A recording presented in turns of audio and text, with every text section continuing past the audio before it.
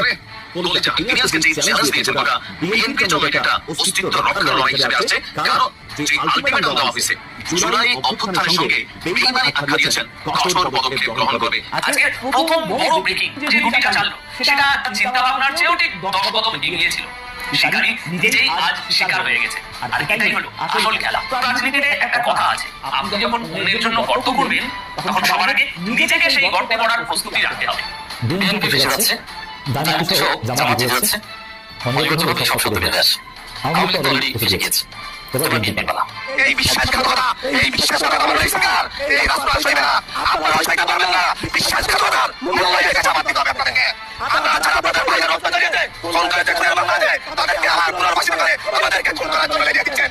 প্রধানমন্ত্রী বসা, স্বরাষ্ট্রমন্ত্রী বসা, সামনে বলে দিল আমরা রক্ত ঝরিয়েছি বলে আজকে আপনাদের বসে আছেন। আর উনি চিঠি বলতে যাচ্ছে বৃষ্টি গেলে